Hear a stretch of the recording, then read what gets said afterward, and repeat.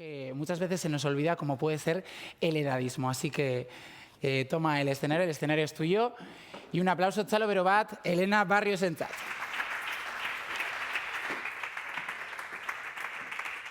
Muchas gracias. Lo primero, agradecer esta jornada, agradecer al Gobierno vasco, a Eusko Ikaskuntza, por la invitación. La verdad es que es un tema que a mí me interpela bastante, es un tema en el que últimamente he estado reflexionando mucho. La verdad es que me gusta también hablar después de Carles Feixas. Vais a ver que tenemos muchas cosas en común en nuestra presentación y yo creo que nos vamos a complementar bastante bien, ¿no?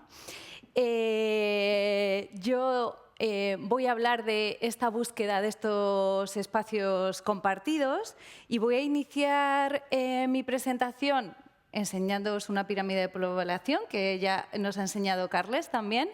Esta es la pirámide de población de Euskadi. Aquí veis la pirámide azul, que es la de 2004, y la que está silueteada en negro, que es la de 2024.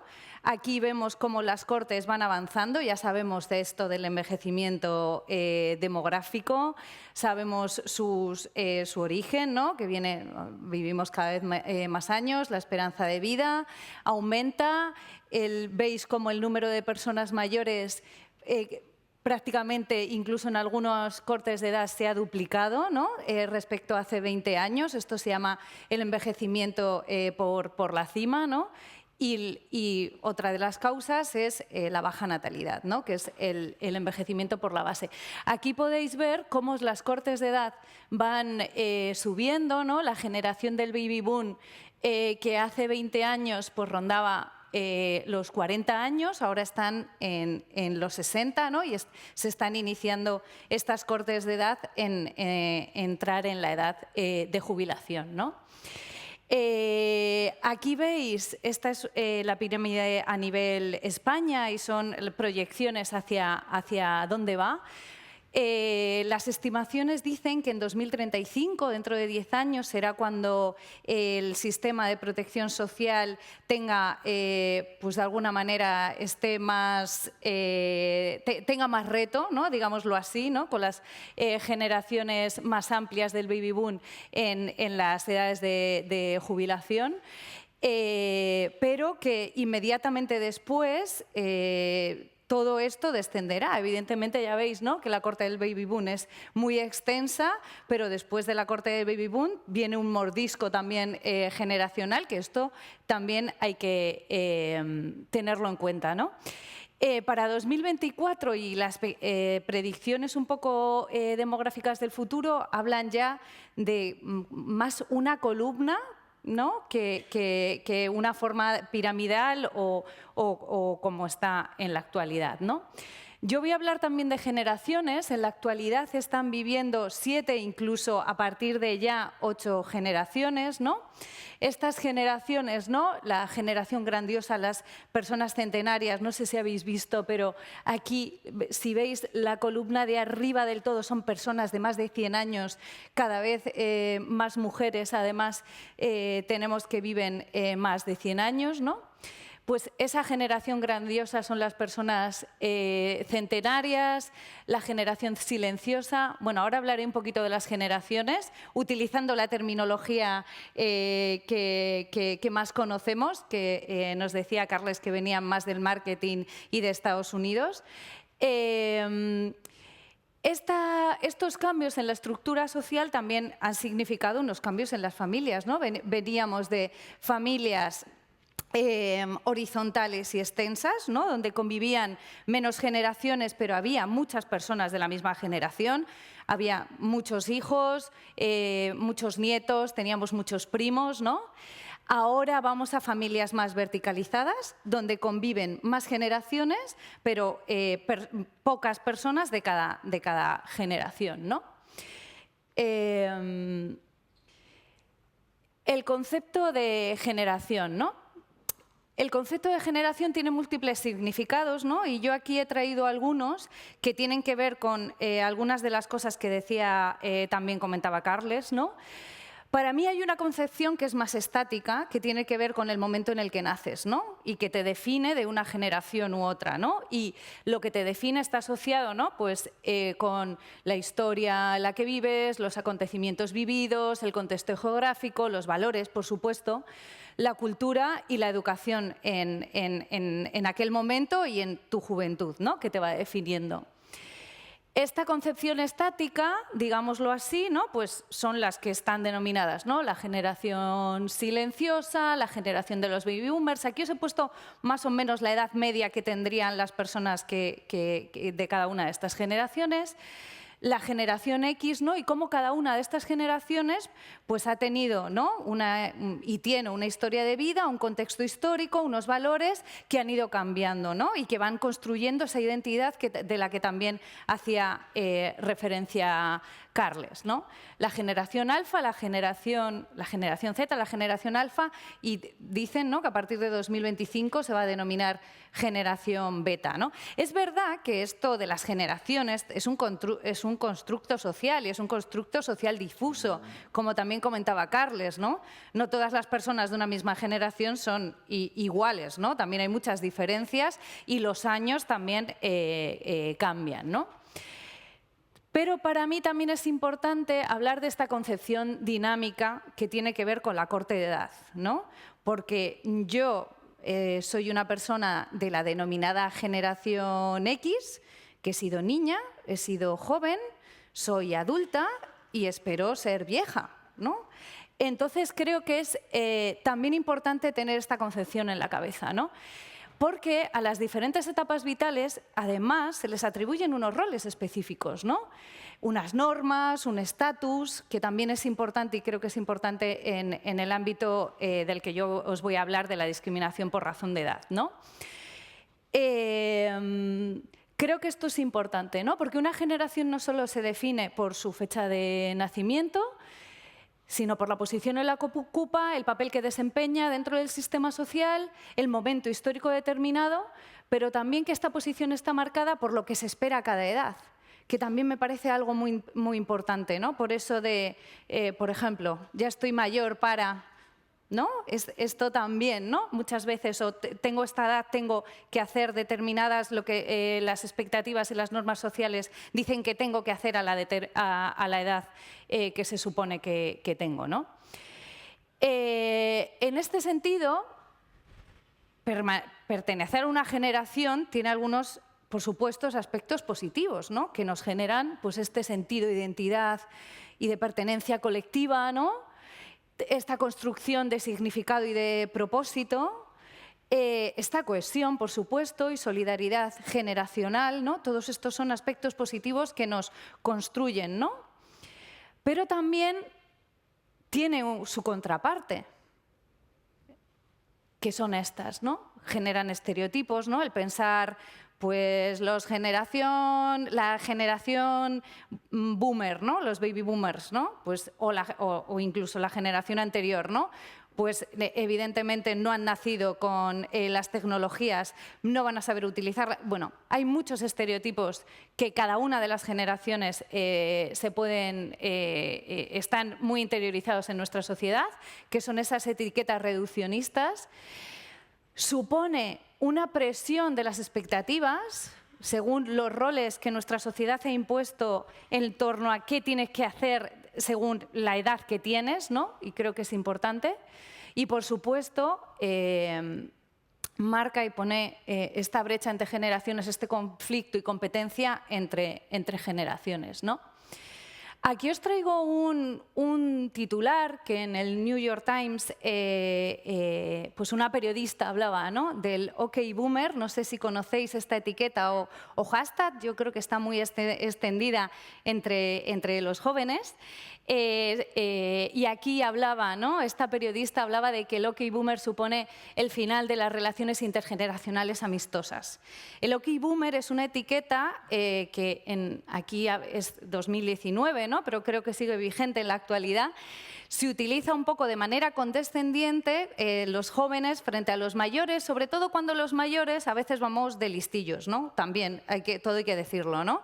Entonces, los jóvenes de manera condescendiente utilizaron esta etiqueta y se sigue utilizando, OK, boomer.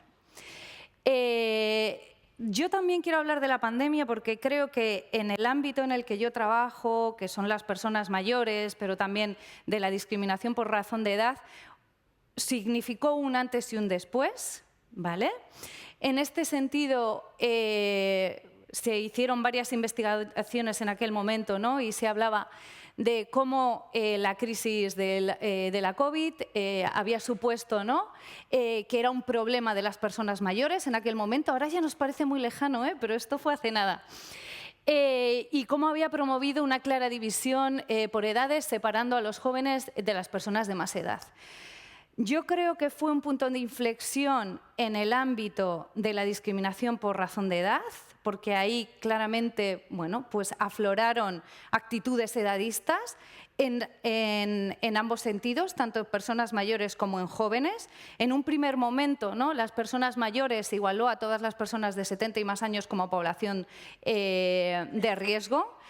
Y en las últimas olas de la pandemia, cuando estábamos todos confinados, pues los medios de comunicación, que yo creo que tienen también mucha responsabilidad, pues cuando había algún grupo de jóvenes que se había saltado las restricciones, ¿no?, hablaba y había un montón de titulares que hablaba de jóvenes irrespetuosos y que de lo que hacía era aumentar esa brecha entre generaciones, unos como víctimas y como verdugos, ¿no?, que yo creo que no sirven nunca para avanzar para una sociedad intergeneracional.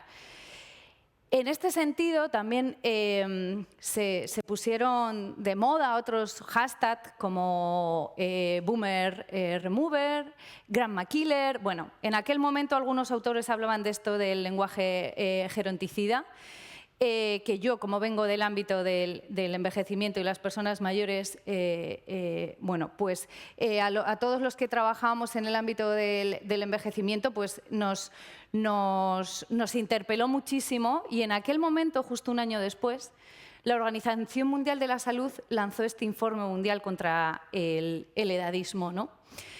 Y empezó a hablar de que esto era un reto que había que abordar desde todas las sociedades. Porque abordar el edadismo, que es la discriminación por edad, que también busca un mundo más igualitario y más justo, ¿no?, donde se respeten la dignidad y los derechos de cada ser humano, independientemente de la edad, porque esto es el edadismo. Aquí os traigo la definición de la Organización Mundial de la Salud de lo que es el edadismo, ¿no? El edadismo se refiere a cómo pensamos, que son esos estereotipos, ¿no? Tú cuando conoces a una persona, normalmente por su aspecto físico, intentas calcular de manera inconsciente la edad que tiene, y según la edad que crees que tiene, la pones en un lugar, ¿no? Esos son los estereotipos, ¿no? O cuando alguien te habla de una persona mayor, ¿cuál es la imagen a la que te lleva ese estereotipo, ¿no? Que normalmente suelen ser reduccionistas y simplistas, igual que con los jóvenes, pasa igual. Los estereotipos operan también tanto en mayores como en jóvenes, ¿no? Esos estereotipos, esas ideas, nos hacen sentir de una determinada forma. Por ejemplo, en el ámbito del envejecimiento, os voy a dar dos ejemplos así como muy contrapuestos, ¿no? Cuando hablas de personas mayores, en estereotipo, ¿no?, el estereotipo de persona mayor frágil o dependiente. Ese estereotipo te puede hacer sentir, por un lado, lástima o pena, ¿vale? Y ahora vemos la actitud que te da. Estoy en negativos, moviéndonos en negativos. O incluso te puede causar rechazo, ¿no? O sea, en ese sentido, estos prejuicios, esta forma de sentir, al final tiene esas consecuencias en cómo actuamos y cómo interaccionamos con las personas. Si una persona mayor, yo creo que las personas mayores son frágiles, dependientes, no pueden tomar las decisiones por sí mismas, puedo tener conductas paternalistas en torno a ellas y tomar yo las decisiones por ellas. ¿no? Esto es algo bastante habitual, ¿no? O en casos pues de alguna manera más flagrantes, pues pueden llegar a tener actitudes discriminatorias en el sentido de maltrato y demás, ¿no? Pero estos estereotipos, estos prejuicios, esta discriminación que nos afecta también individualmente porque lo aprendemos, por ejemplo, la discriminación por razón de edad o el edadismo en torno a la vejez, todos y todos somos, para mí, todos y todos somos edadistas, aunque los estudios no digan el 100% de las personas somos edadistas, nos interpelan a lo largo del todo el ciclo vital. Ya hay muchos autores que hablan que esta discriminación por razón de edad se considera uno de los grandes retos del siglo XXI, que operan de manera consciente e inconsciente, que para mí es lo más complicado, ¿no? Cuando ya lo tenemos tan naturalizado en nuestra forma de relacionarnos que no somos ni siquiera conscientes, pero bueno, yo creo que también tenemos que aprender mucho del feminismo, ¿no? Que también estaba muy interiorizado el machismo en nuestra sociedad, ¿no? Y cambiando un poco la mirada, empieza a saber ser más conscientes de esas actitudes, ¿no?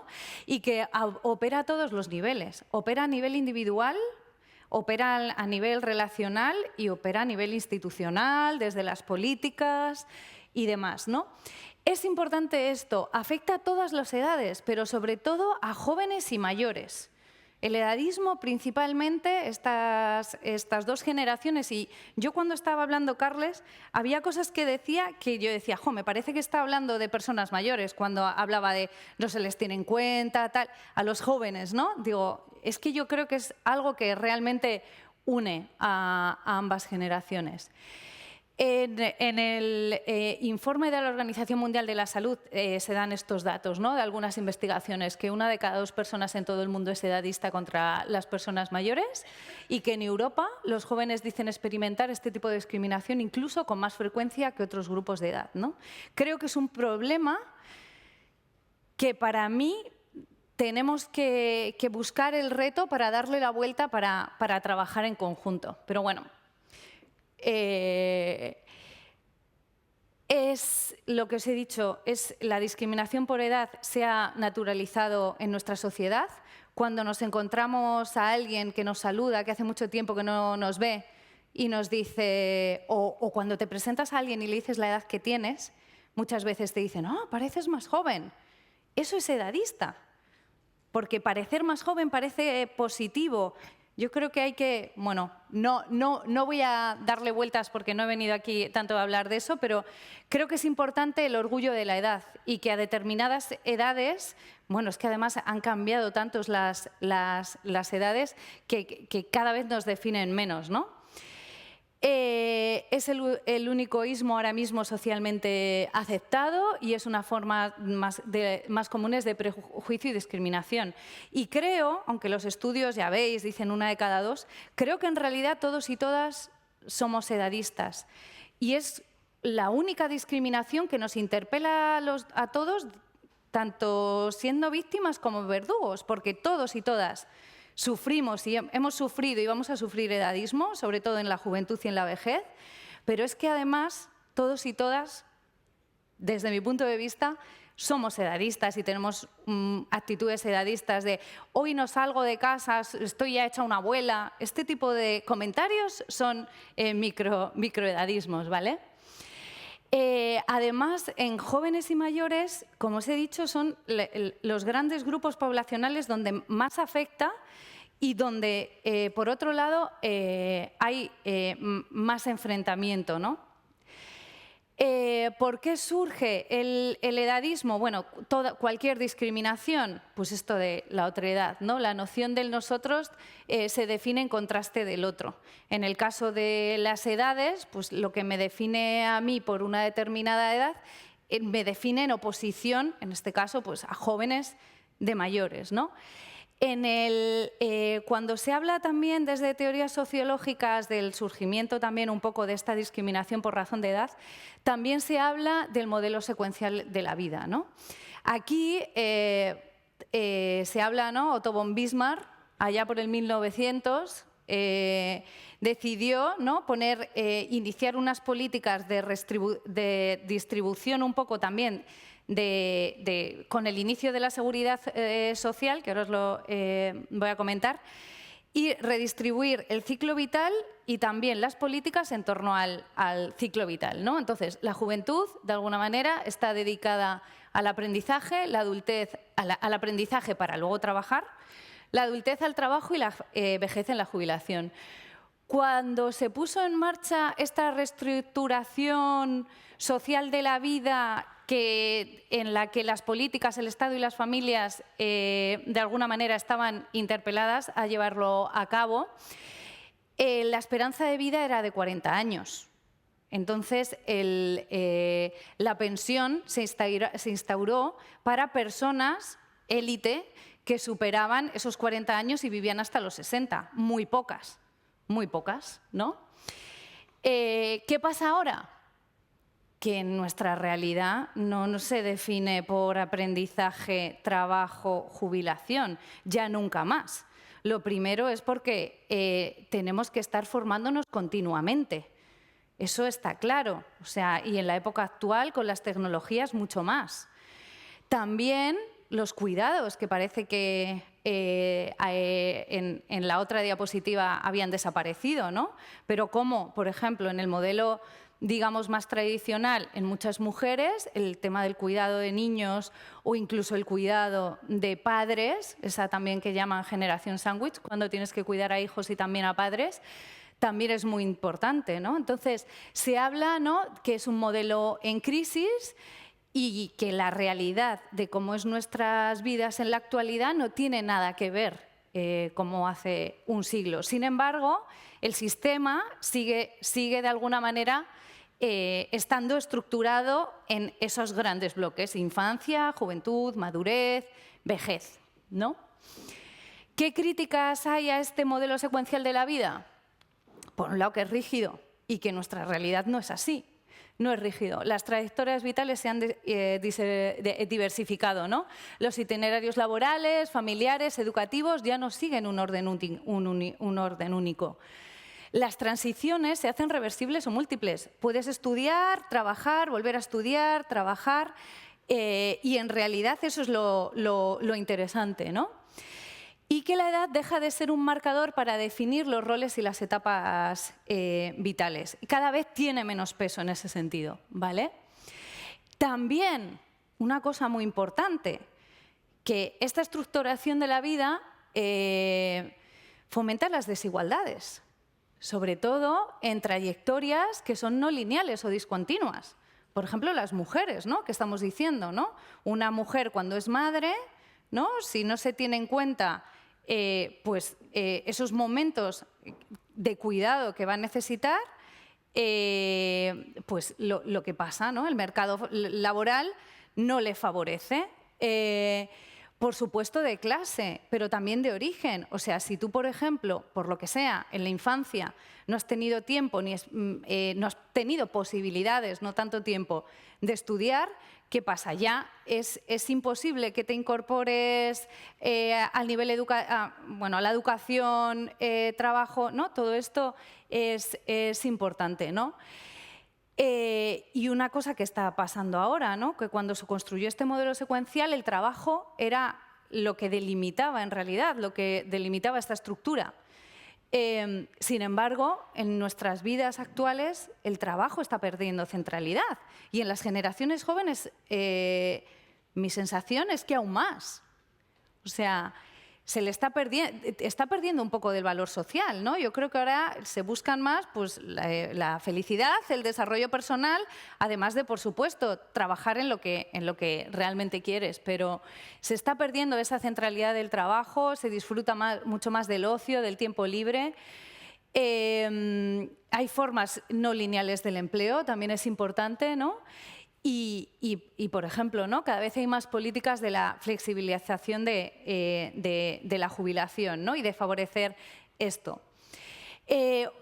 También es importante, en este sentido, que ya os he comentado antes, la incursión de la tecnología en nuestra sociedad. Es que claramente está cambiando la tecnología, la forma en la que trabajamos, en la que aprendemos, en la que consumimos y en la que nos relacionamos, en realidad, ¿no? Y esto hay que tenerlo muy en cuenta también, de alguna manera, para que nos facilite estas vidas más flexibles que tenemos ahora, ¿no? En este sentido, hay un autor que me gusta mucho, que se llama Mauro Guillén, que habla de la sociedad posgeneracional, ¿vale? Mauro Guillén apuesta por un futuro no muy lejano, en el que, de alguna manera, el concepto generacional y generación se diluya y desaparezca, ¿no? Con este itinerario que os he contado, ¿no? Que la reestructuración de las edades, las tecnologías, ¿no?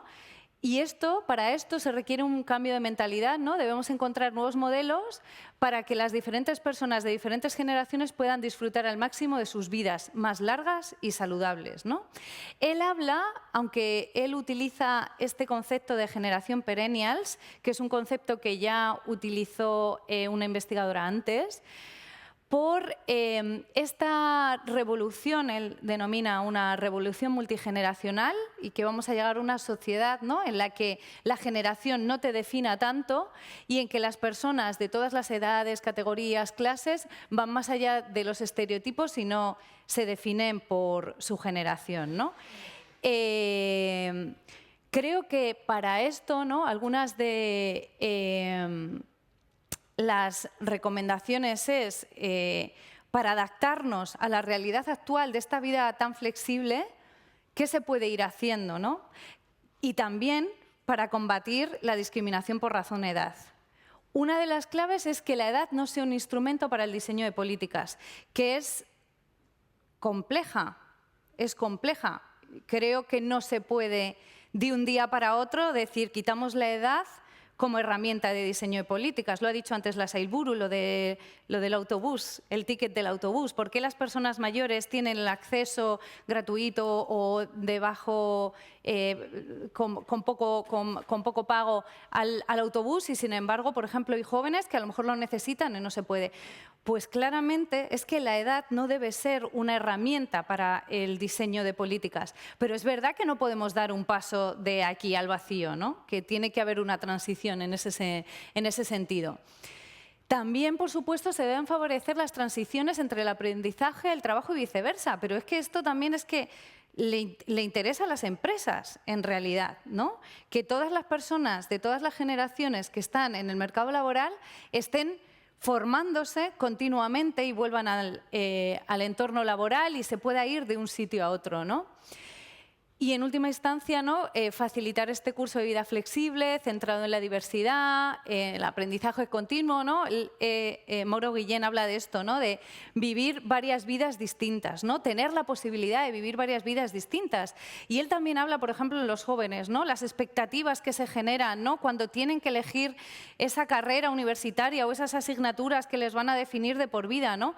Pues dejemos de pensar en que solamente vamos a tener una vida, sino que podamos, a lo largo de nuestra larga vida, poder tomar decisiones que nos hagan estar en un determinado momento en un sitio, pero a lo mejor unos años más adelante estamos en otro, ¿no? Yo creo, para terminar, ¿no?, que para mí, más allá de llegar a la sociedad posgeneracional, que a mí me parece también todavía un poco utópica, pero yo creo que es el camino hacia donde tenemos que ir, creo que combatir el edadismo y la discriminación por razón de edad es una oportunidad intergeneracional. Creo que es un propósito común que une a jóvenes y mayores, y en realidad a personas de todas las edades, para trabajar juntos. Creo que, además, el trabajo intergeneracional se tiene que basar en eso, en el propósito común. Además, hay muchas investigaciones que ya han empezado a trabajar de esto, muy recientes, ¿no?, se necesita tener una mirada integrada, que hay que trabajar en esto del edadismo junto mayores con jóvenes, porque cuando se trabaja de manera aislada la discriminación por razón de edad en mayores y no a jóvenes, evidentemente no está ayudando a las dos generaciones, ¿no?